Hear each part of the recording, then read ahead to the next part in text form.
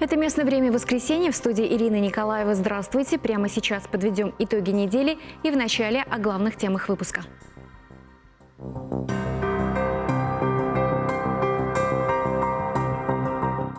Чебоксары и Казань теперь связывает Валдай.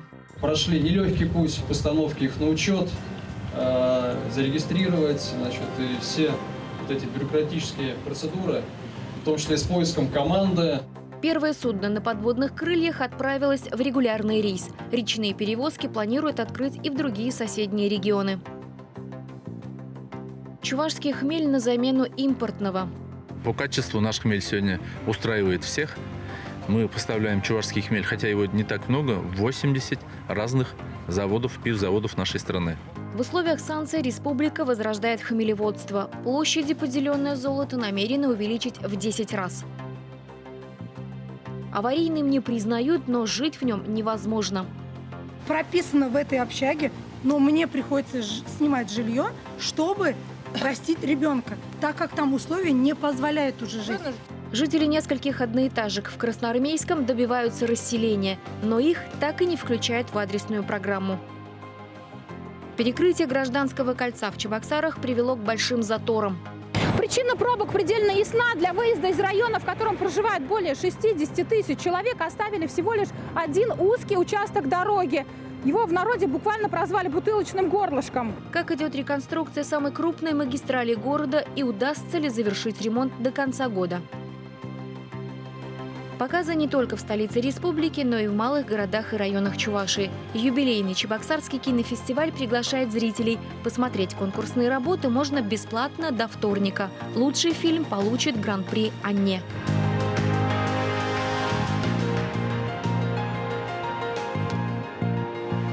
Чувашия станет федеральной площадкой для обсуждения индустрии внутреннего туризма. В рамках празднования Дня Республики пройдет выездной круглый стол Комитета Госдумы России, на который соберутся депутаты, чиновники и лидеры сферы гостеприимства. Они обсудят, как поддержать внутренний туризм и, главное, что нужно сделать для его развития. Планируется, что делегация прибудет в Чебоксары через Казань на Валдае. На неделе столицы Чувашии и Татарстана вновь соединили речные рейсы. Первое скоростное судно, названное в честь кораблестроителя Алексея Крылова, приняло на борт 37 пассажиров. На церемонии запуска межрегиональных речных перевозок доброго пути Валдаю пожелала и наш корреспондент Людмила Майкова. Запуск первого Валдая – важное событие для республики. Об этом в один голос говорили депутаты и министры, работники и ветераны речного порта. Живем на Волге, но по самой реке путешествуем редко, сетуют жители республики. Теперь же есть возможность домчать на подводных крыльях до соседних городов. Развитие Волги как транспортной артерии поможет простимулировать внутренний туризм, увеличить число экскурсионных поездок. В 70-е, 80-е годы прошлого века, в 60-х годах в Чебоксарах осуществлялись перевозки на судах, скоростных судах. И причем региональные перевозки были и в Нижний Новгород, тогда город Горький, и в Казань, и в Самару, тогда город Куйбышев. Сейчас наша задача еще раз вспомнить, еще раз возобновить, поднять вот эти старые маршруты и, конечно, со временем открыть и новые маршруты. Люди хотят, люди ждут этих перевозок. Первым открыли маршрут Чебоксары-Казань. Отправление ежедневно в 8 часов утра. Поездка займет 3 часа. Билет для взрослого стоит 600 рублей, для ребенка – 300. Дети до 5 лет могут прокатиться бесплатно. Среди первых пассажиров оказалась Екатерина Николаева вместе с сыном. Запланированная поездка была сегодня в Казань с ребенком, сыном погулять. Ну и такой шанс в первый раз прокатиться по Волге. Это интереснее, чем на машине. Думаю, нам понравится. Такое событие не смог пропустить и ветеран речного порта Владимир Романов. Он более 40 лет работает на Волге. Сейчас в должности механика и сменного капитана теплохода «Волгарь-17». Валдай Владимир Романов оценил с профессиональной точки зрения. Говорит, все хорошо, только мест маловато, всего 45. В молодости работал на комете 19, 10 лет работал. Ходили Чебоксары-Самара. Ну, первый рейс открывается. Надо попробовать. В прошлом году, благодаря стараниям правительства Чувашии, республика получила 3 судна. Сейчас они отданы в аренду речному порту. Именно он осуществляет перевозку пассажиров. Не один Валдай, получилось 3. Прошли нелегкий путь постановки их на учет, зарегистрировать, значит, и все вот эти бюрократические процедуры, в том числе с поиском команды, ну, в общем, все этапы пройдены. Вслед за регулярными пассажирскими перевозками Чебоксары-Казань откроются маршруты еще по нескольким направлениям. Из столицы Чувашии суда на подводных крыльях отправятся в Козьмодемьянск, Юрьев, Свияжск, Нижний Новгород. Людмила Майкова, Михаил Солин, Вести Чувашия. Жители и гости столицы Чувашии могут отправиться в Заволжье на трамвайчиках. Рейсы открылись в субботу, уточняют в столичной мэрии.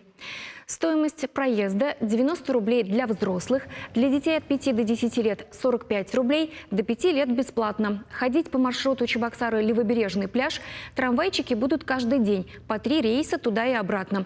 Однако время отправления в будни и выходные разнится. А вот добраться речным транспортом из столицы Чувашии до Сосновки можно только в субботу и в воскресенье. Европейские санкции против России подстегнули развитие хмелеводства внутри страны. Только в Чувашии в этом году планируют увеличить площади под зеленое золото на 500 гектаров. Таким образом, зависимость от импортного сырья отпадет сама собой. Насколько перспективно сегодня развивать хмелеводство в республике, расскажет Леонид Петров. Колхоз «Ленинская искра» Ядринского района. Хмелеводством здесь занимаются с 70-х годов 20-го столетия. И когда-то хозяйство гремело на всю страну. Плодоносящие плантации хмеля занимали 96 гектаров. Потом последовали лихие 90-е. Но от выращивания зеленого золота здесь не отказались. Сегодня сельскохозяйственные работы ведутся на 28 гектарах земли. Расширить площади удалось осуществить с помощью привлечения сил внешнего инвестора из Московской области. Параллельно с нами он работает. Сейчас построил 13 гектаров пока на сегодняшний день. 10 гектаров засадили хмель. В планах еще засадить в этом году еще 6 гектаров построить плантацию у него. Ну, совместно работаем. В хозяйстве провели обрезку растений, а сейчас рабочие уже навешивают хмель. До созревания шишек здесь намерены обзавестись новой техникой. Потребуются тракторы, хмелеуборочные комбайны и сушилки, обрезчики и срывщики. Что касается сбыта продукции, с этим проблем не будет, уверены в колхозе. Сейчас, конечно, у российских пивзаводов сохранились запасы, но их хватит только до середины июля. Наши пивзаводы начали заключать с нами прямые договора. Они уже финансирование начали с мая месяца. И есть куда сбывать эту продукцию. В Чувашии есть определенные точки? Ну вот у нас свой завод есть, Букет Чувашии, с которым мы сотрудничаем более 30 лет. Работаем мы в основном с этим заводом. В республике нацелены на восстановление хмельников с ароматными сортами, которые вызревают за 90-95 дней. Помимо Ядринского, Цивильские и Урмарские районы показывают в этом направлении неплохие результаты. По качеству наш хмель сегодня устраивает всех. Мы поставляем чувашский хмель, хотя его не так много, 80 разных заводов, пивзаводов нашей страны. Есть один завод, который работает полностью на чувашском хмеле. Что касается техники для уборки и переработки хмеля, с нею у чувашских производителей проблем быть не должно. Импорт легко замещается отечественными аналогами. Так сушилку, которую хмелеводы раньше закупали в Чехии, может поставить завод железнодорожной техники из Люберец. А хмелеуборочный комбайн сельхозтоваропроизводители из Ядринского района хотят в самое ближайшее время приобрести в Поднебесной. Отмечу, что сегодня в Чувашии хмель выращивают на 110 гектарах, но в ближайшую пятилетку площадь под зеленое золото хотят довести до 1000 гектаров. Леонид Петров, Михаил Солин, Вести, Чувашия. В селе Красноармейском несколько одноэтажек, построенных почти 40 лет назад как временное жилье, разваливаются на глазах. Крохотные комнаты местные власти в свое время выделяли очередникам по договору социального найма.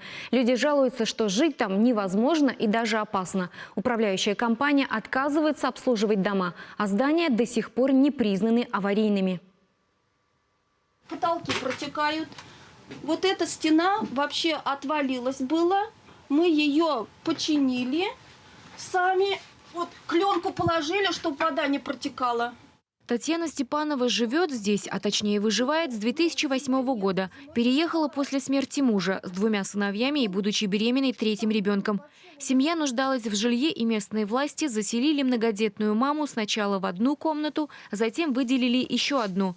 2 года назад Татьяна родила долгожданную дочь. Говорит, растить малышку в таких условиях уже невыносимо, поэтому пока вынужденно переехала к родственникам. Просили покрасить хотя бы полы. Но мы сами купили краску, думали, возместят хотя бы. Сами покрасили, но ничего не возместили. Краны менять, там что-то капает, шланги, чего. Все сами делаем мы. Несколько одноэтажек по улице Ленина построили в середине 80-х, как временное жилье для газовиков. Затем их передали районной администрации. Местные власти размещали здесь тех, кто стоит в очереди на получение социального жилья. Сегодня люди опасаются, что дома, находящиеся в муниципальной собственности, не выдержат напора времени и однажды случится беда. Ходим вот так, наступаем сюда, палки, чтобы, не дай бог, там не провалиться. Протекающая крыша, отсыревшие стены и прогнивший пол, оголившиеся провода и ржавые трубы, затлый запах и въевшаяся плесень, одна душевая и санузел на весь дом. В таких спартанских условиях сейчас живут в том числе семьи с детьми и пожилые люди. В прошлом году управляющая компания отказалась обслуживать эти дома. Соседи сами в складчину пытаются латать дыры и чинят краны, при том, что счета за квартплату приходят исправно. Правда, о комфортном проживании говорить не приходится. Прописано в этой общаге, но мне приходится снимать жилье, чтобы растить ребенка, так как там условия не позволяют уже жить. Я вынуждена снимать жилье. Плачу я за свою комнату 4500, и еще я плачу за найм жилья, снимаю комнату. Получается, в общем, я плачу 10 тысяч просто за то, что я живу. Люди несколько лет добиваются того, чтобы их времянки признали аварийным. В 2016 году жители одного из домов за свой счет даже провели экспертизу. Она подтвердила, еще тогда износ здания составлял больше 73%. Но из администрации один ответ. Цитата: «Нормативно-правовой базы, регламентирующей включение общежития, не утверждена на федеральном уровне». Действительно ли так, или это всего лишь отписка, теперь предстоит разобраться новому главе муниципального округа. За счет бюджета будем экспертизу заказывать, уже будем окончательно смотреть по каждым общежитиям, что делать. Может быть, получится что-то отремонтировать, может быть, что-то снести придется. Эта экспертиза 1200-250. В пределах, наверное, пару месяцев, мы надеемся, эта экспертиза будет. И после этого будем окончательное решение примем. Но в это время мы уже, вот жильцам тоже говорю, мы сейчас уже начали эту инвентаризацию. Все равно же не секрет, наверное, что многие... Или, может, я не знаю, многие-немногие не нуждаются в жилье. По предварительным подсчетам, в 60 комнатах сейчас проживает порядка 30 человек. От такой разрухи люди спасаются бегством, говорят соседи. И добавляют, чиновники, похоже, просто выжидают, когда съедут все, и проблема решится сама собой. Жильцы планируют направить обращение в прокуратуру и Следственный комитет России.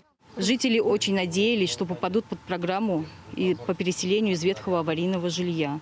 Но администрация, также видя, как в их невыносимых условиях они проживают, не только не включила их, но и не приняла во внимание эти дома.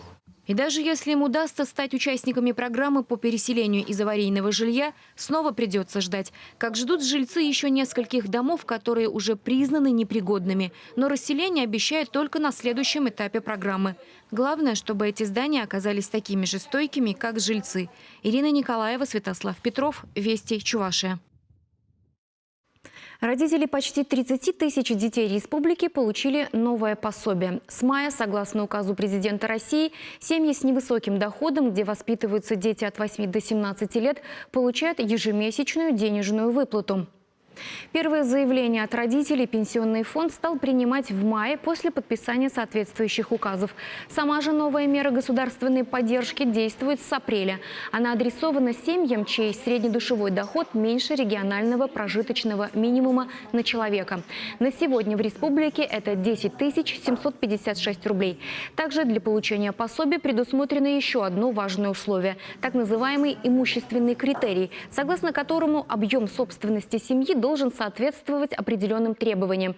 Специалисты подчеркивают, при проведении комплексной оценки нуждаемости в расчет берется сумма дохода семьи до вычета налогов.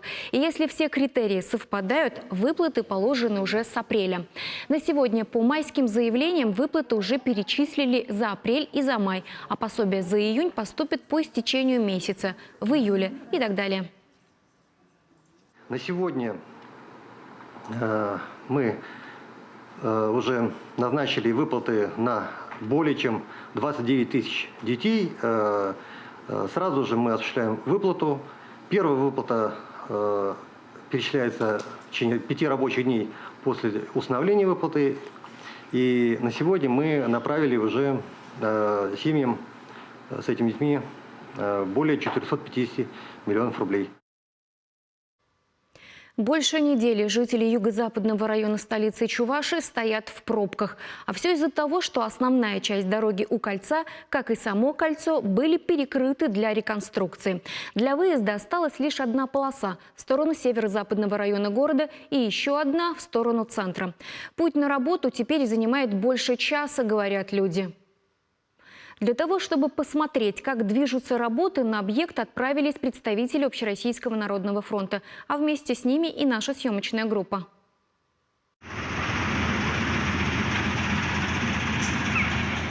На часах 7 утра. Пробка в самом своем зачатке. Начинается от остановки улицы Эльмени и заканчивается только на выезде у Гражданского кольца. Это около 2 километров. Из-за такого плотного потока машины скорой помощи, да и других служб могут проехать здесь только по встречной полосе.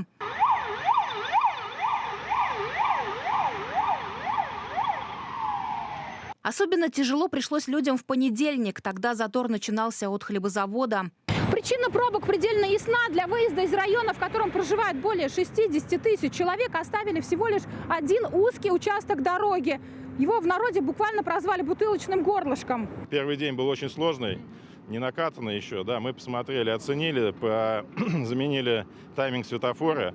И сегодня видим, что пробка фактически не стоит, она движется, но очень медленно. Чтобы еще разгрузить поток, сити-менеджер предлагает владельцам машин временно пересесть на общественный транспорт, либо на самокаты. Правда, приспособлены ли тротуары для перемещения на них – это уже другой вопрос. Представители ОНФ копают еще глубже и рассматривают причины задержки работ. Для этого они изучили проектно-сметную документацию реконструкции объекта. Удалось выяснить, проект должен был реализоваться в 2 этапа. Сначала необходимо было завершить ремонт на Гражданской и только потом переделывать кольцо в перекресток. На первом этапе на объекте должны были трудиться 95 человек, на втором – 82. По факту такого количества рабочих здесь нет, убедились представители ОНФ. Проблемы есть и с коммуникациями. Все коммуникации, которые строились и строятся, прежде чем их осуществлять, получают разрешение в администрации. После исполнения они обязаны наноситься на планшет администрации в геодезической службе. И они там все фиксируются. Перед строительством сводный план сетей обязательно согласовывается со всеми, на балансе которых находятся эти сети. Это как должно было быть. В случае с Гражданской все пошло не так изначально. Проект оказался полон загадок и множества внезапных отклонений. Коммуникации оказывались совершенно не там, где ожидалось по проекту. Все это и застопорило работы, и продолжает их задерживать. У меня в данное время работает 14 субподрядчиков здесь. У каждого свои проблемы. Каждый день что-нибудь натыкаемся. То водопровод, то хозяев нету, коммуникаций, которые здесь были 40 лет назад, которые проложили. Проектный институт не знает, архивный материал тоже не точные. Представители ОНФ также выяснили, что по проекту даже перекрытие дорог не планировалось. По проектной документации у вас предусмотрено, что организация реконструкции улицы предусмотрена без закрытия движения транспорта. Первый этап у нас уже без закрытия. А по второму? Второй относительно всего объекта? По второй целесообразно таким только способом. Один участок будет высоко, другой ниже находиться. Как троллейбусное движение пустить. Сейчас работы ведутся с переменным успехом как на самой улице Гражданской, так и на участке у бывшего Гражданского кольца. Его половина будет полностью разобрана, заменит здесь и дорожное полотно. Движение обещают возобновить к концу лета. Я думаю, в конце августа у нас это будет завершено. Правая сторона где-то в конце июня. Потом в конце августа мы здесь, я думаю, все понизим, асфальт положим. А движение? Движение тоже где-то в августе, начале сентября запустим. Подрядчик уверяет, что и сам заинтересован в скором завершении работ. Но нестыковок и вопросов еще остается много. По итогам сегодняшнего выезда и изученных материалов по этому сложному объекту на улице Гражданской мы, конечно же, подготовим обращение в правоохранительные органы и заказчику проекта в администрацию города Чебоксары. Ну а пока недовольство жителей юго-западного района, судя по откликам в соцсетях, только растет. Удастся ли подрядчику воплотить задуманное в срок, неизвестно. В любом случае мы будем следить за исполнением обещанного. Наталья Егорова, Леонид Петров, Юрий Марков. Вести Чувашия. Развитие плодотворных партнерских отношений между энергокомпанией и потребителями тепловой энергии. На это направлена новая акция «Надежный партнер» филиала Мариэл и Чувашия «Энергосбыт Плюс». Энергетики провели ее впервые. В итоге почетного звания удостоились 30 организаций и индивидуальных предпринимателей из Чебоксар, Новочебоксарска и Йошкар-Олы. Акция проводилась в течение апреля. К участию приглашались юридические лица и владельцы нежилых помещений, поставщиком тепла и горячей воды для которых является Т+. Они не должны были иметь долгов перед ресурсоснабжающей организацией, оплатить квитанции за тепло и горячую воду за апрель и май, быть зарегистрированными в личном кабинете или перейти на электронный документооборот. Все эти условия выполнили почти 300 претендентов. Из их числа случайным выбором определили 30 победителей. Каждого из них ждал приз. А вот каким он будет, зависело от самих участников. Мангал.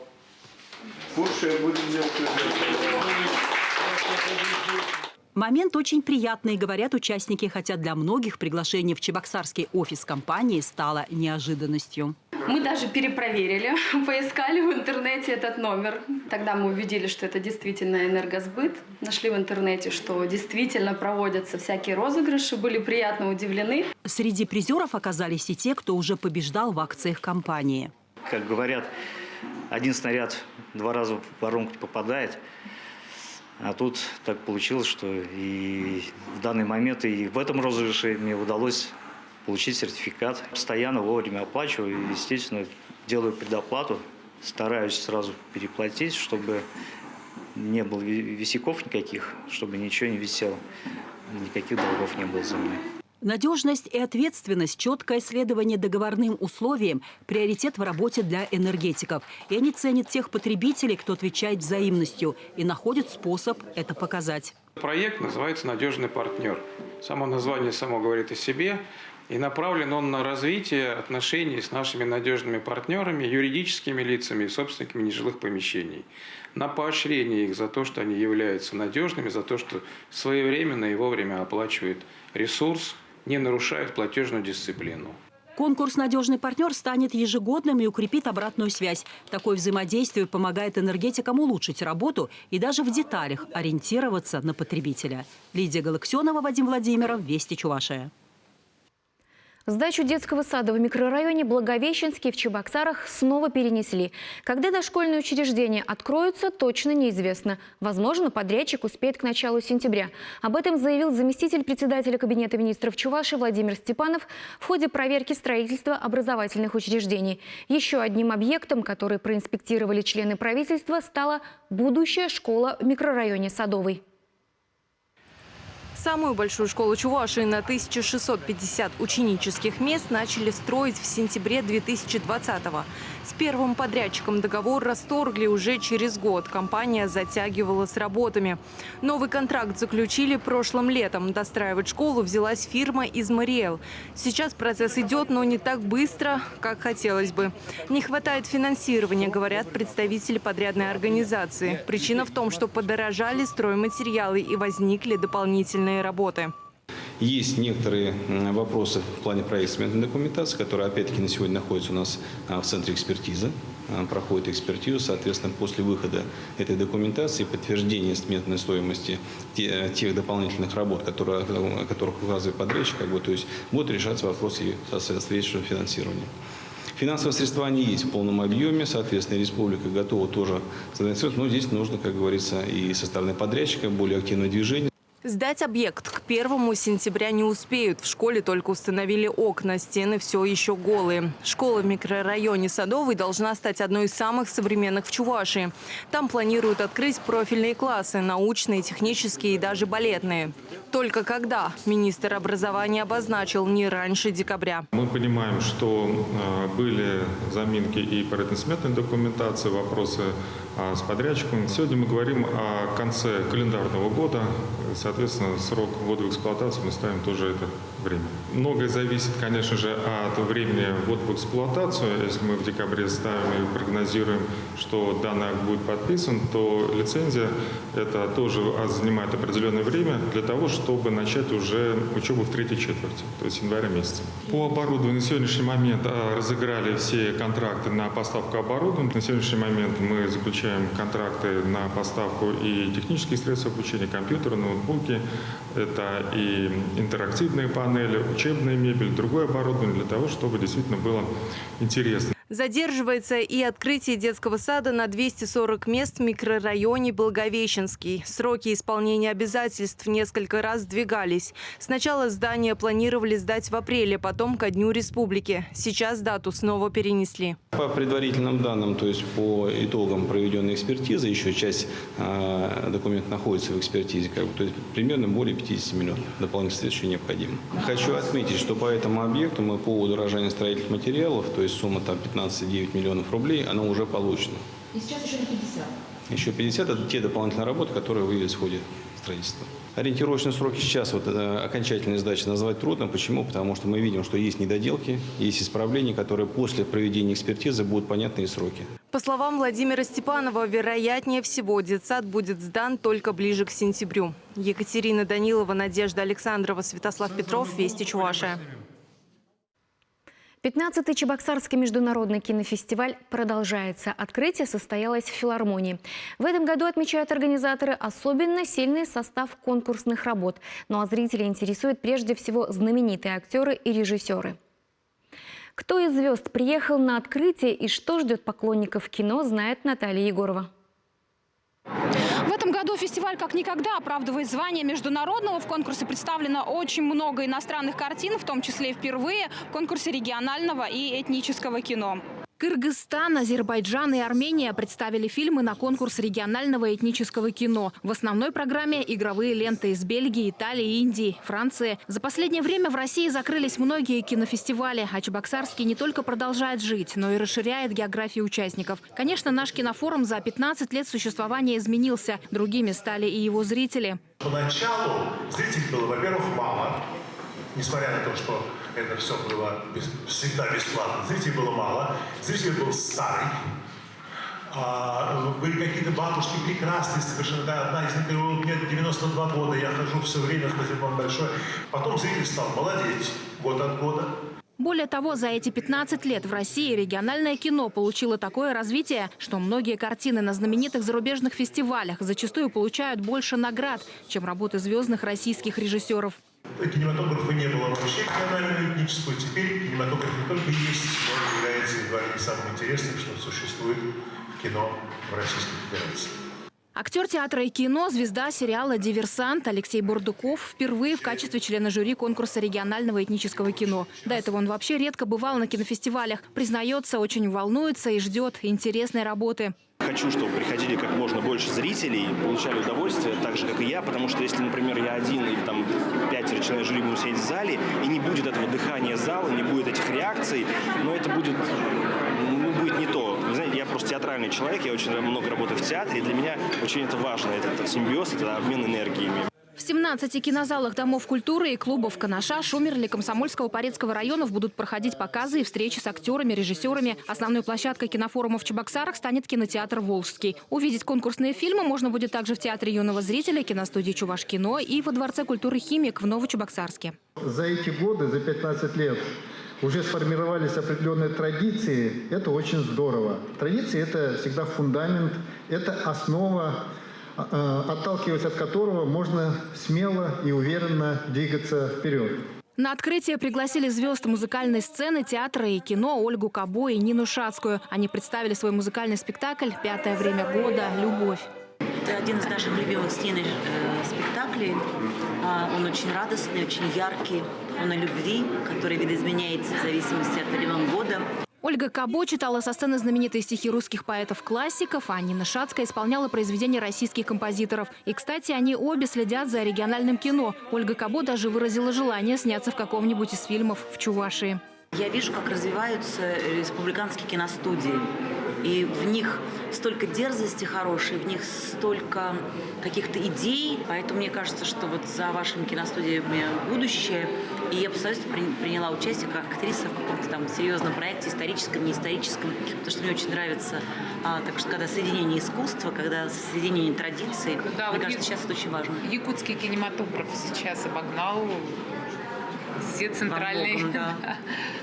Старт фестивалю дан. Оценивать фильмы будут по традиции не только два состава жюри – конкурсов игрового, а также регионального этнического кино, но и зрители. Так что организаторы желают всем, кто будет знакомиться с работами современных режиссеров, приятных просмотров. Наталья Егорова, Вадим Владимиров, Вести Чувашия. Праздник для своих подшефных устроили представители Чувашской энергосбытовой компании. Воспитанники детских домов и интернатов покоряли крепость Форт Боярд, которая развернулась в Лакреевском лесу. Об увлекательных приключениях ребят расскажет Лидия Галактионова. Испытание коварный лабиринт начнется через 3, 2, 1. Игра «Форт Боярд» требует самых разных навыков и способностей: физической сноровки, сообразительности и смекалки, а также умения работать в коллективе. Командам предстояло собрать по 6 ключей, приближающих их к заветным сокровищам. А для этого нужно пройти ряд испытаний. Каждый новый вызов ребята встречали с азартом и уверенностью в своих силах. Прекрасно и захватывающе вообще. Прям сердце падает в пятки. И она такая крутая, много-много различных игр. Вообще сейчас даже мы болеем за команду, кричим, все такое. Очень нравится. Вообще очень интересно, вообще классно, страшно. Но мы верим, что наша команда выиграет, и мы пойдем в пещеру с золотом. Неудачи не сбивали ребят с толка, а взаимовыручка и поддержка вдохновляла двигаться дальше. 2,5 часа команды провели на одном дыхании. Чего стоит конкурс с животными? Так нужно было из одной комнаты в другую переселить крыс, посчитать экзотических насекомых. 10. Поэтому прямо сейчас познакомься. Это самый настоящий шипящий мадагаскарский дракон. А также найти монетку в лапах чилийского розового паука-птицееда и даже потрогать настоящую змею. Это не страшно. Давай, ты сможешь. Это не страшно. И вот крепость взята. Победители получают заветную награду. Общими усилиями они собрали больше 3 килограммов золота. Очень благодарна нашим шефам. Они постоянно нас радуют какими-то сюрпризами. Мы с ними очень дружим. Далее от воображаемого моря ребята переместились к настоящей реке. И прямо из крепости попали на сторожевой корабль «Чебоксары». Они побывали в разных отсеках, с интересом посмотрели оборудование, погрузились в историю боевого балтийца. Музей на воде усилил впечатление от только что состоявшейся игры. Не должны быть дети обделены вниманием, и мы протягиваем им руку дружбы. Мы проводим различные с ними встречи, мероприятия, отмечаем наши праздники вместе с ними и отмечаем их праздники вместе с ними. Они участвуют в наших спортивных мероприятиях, в профессиональном празднике. Они дарят нам чудесные подарки, изготовленные собственными руками. Так что впереди ребят ждет еще немало открытий. Лидия Галактионова, Виктор Степанов, Вести Чувашия. Такой запомнится эта неделя. Следите за событиями республики вместе с нами. Я желаю вам хорошего дня и до свидания.